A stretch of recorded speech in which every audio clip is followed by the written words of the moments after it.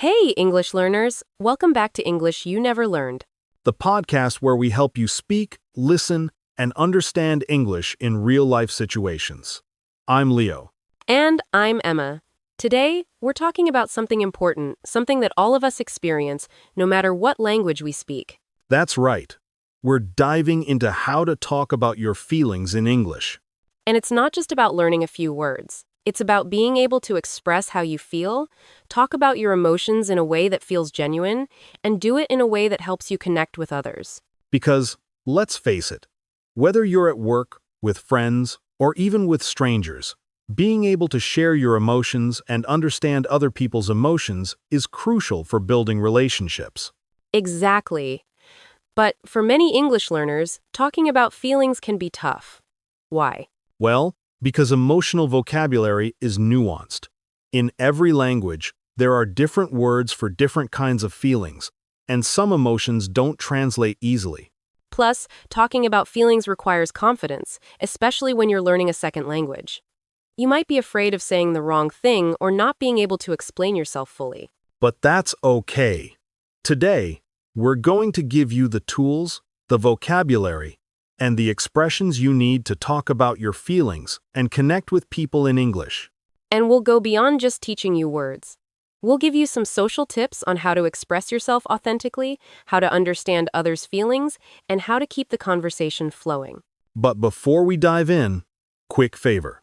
If you're enjoying the podcast, don't forget to like, subscribe, and share this episode with a friend who might struggle with talking about their feelings in English.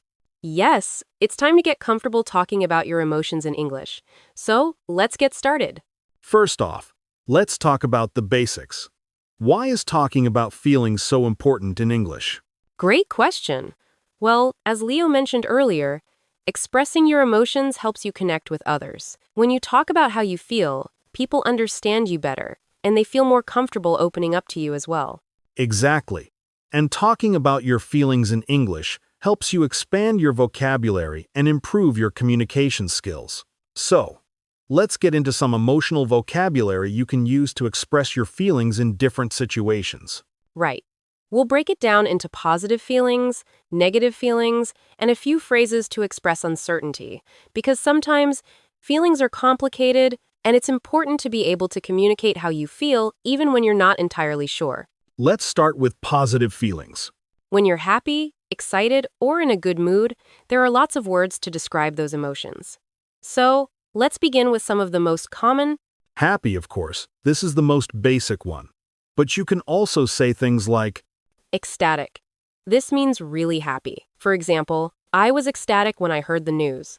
delighted. A bit more formal, but still a great word to express happiness. I'm so delighted to meet you. Thrilled. A great word for excitement, like, I'm thrilled about the trip next week. Over the moon. A fun, informal way to express extreme happiness. She was over the moon when she got the job. Pleased, more subtle, but still positive. I'm very pleased with the results. And if you're feeling excited but in a more nervous or anticipatory way, you could use. Eager. I'm really eager to see what happens next.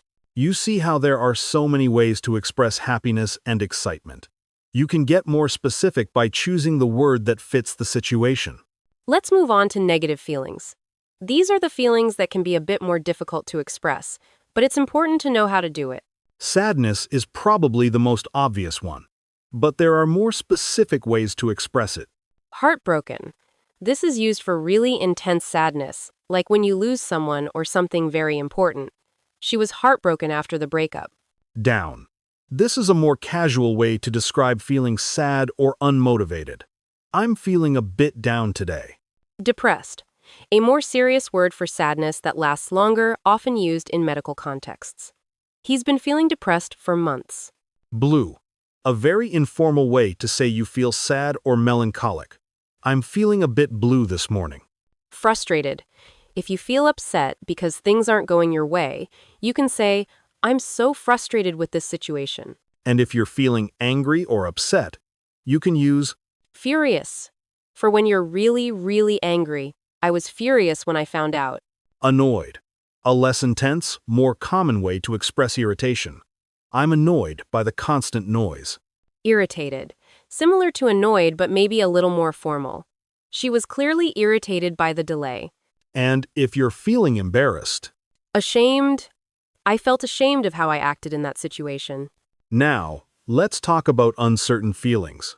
Sometimes, we're not sure how we feel or we feel a mixture of things. Exactly. You might feel conflicted or unsure, and it's important to be able to express that too. Here are some ways to talk about those feelings. Confused. When you don't understand something. I'm so confused about what just happened. Unsure costas h peel, when you don't have a clear opinion or decision. I'm unsure about what to do next. Mixed emotions. When you feel both positive and negative emotions about something. I have mixed emotions about leaving my hometown. Indifferent, when you don't feel strongly one way or the other. I'm feeling indifferent about this. Awkward. This one is tricky. It's when you feel uncomfortable or embarrassed. That conversation was so awkward. So, we've got a solid emotional vocabulary. Now, let's move on to expressions for everyday situations. One of the most common situations is talking about how you're feeling right now. Here are a few useful phrases you can use. I'm feeling a bit off today. This means you don't feel like yourself, but it's not necessarily a big deal. I'm not feeling my best today. This is another way of saying you're a little sick or sad without going into too much detail. I'm doing great. This is a simple way to say you're feeling very good.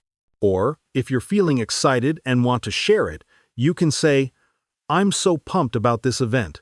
But sometimes you want to express that you're stressed or under pressure. You can say, I've got a lot on my plate today. This means you're busy with many tasks or problems. I'm really stressed right now. This one is self-explanatory. And if you're feeling exhausted, you can say, I'm so drained, I need a break. All right, now that we've got the vocabulary down, let's talk about how to keep the conversation going when it gets emotional. Yes. When talking about feelings, people often get quiet, and it's easy for the conversation to become awkward. But you can keep it going with these strategies. Empathize. When someone shares their feelings with you, respond in a way that shows you understand. For example, I get it, that sounds tough. And if you're talking about your own feelings, you can say something like, I've been feeling really stressed, and I'm trying to figure out how to handle it. You could also share a similar experience to keep the conversation flowing. For example, I understand. I felt that way when I was going through a tough time last year. If the conversation starts to stall, try asking open-ended questions that help the other person express more. For example, how do you usually deal with stress? Or, what's something that helps you feel better when you're feeling down? Or, you could offer supportive language. For example, it sounds like you've had a tough time, but you're handling it really well. If you want to change the subject but keep the conversation friendly, you can say, That's really interesting. By the way, have you ever tried? This gives the other person the opportunity to move the conversation forward with something new, but it still feels natural and respectful. Finally, let's talk about cultural differences when it comes to talking about feelings. Yes, English-speaking cultures can be more open about feelings, but that doesn't mean everyone in those cultures is the same. Some people might be more reserved, while others might feel more comfortable expressing their emotions. It's important to read the room and understand the person you're talking to. If you're in an English-speaking country and you're talking to a friend, it's often totally okay to talk about your feelings, but always try to match the energy. If someone is sharing something personal, don't be afraid to open up yourself. But if you're talking to a coworker or someone you don't know, well, be a little more careful. You might want to keep it light and talk about things like work or hobbies before diving into personal emotions. All right, to summarize. Vocabulary is key. Know how to express both positive and negative emotions. Use empathetic language to show understanding when others share their feelings. Practice conversational skills to keep the conversation going when emotions are involved. And be mindful of the context. Different situations require different levels of emotional openness. If you practice these skills, you'll be able to express your feelings confidently and understand others more easily. If you liked this episode, Please like, subscribe, and share it with a friend who's working on their English and emotional vocabulary. And let us know in the comments what's one feeling you've had trouble expressing in English. We'll be happy to help. This was English You Never Learned with Emma and Leo. Until next time, keep practicing, keep speaking, and keep connecting in English. Bye.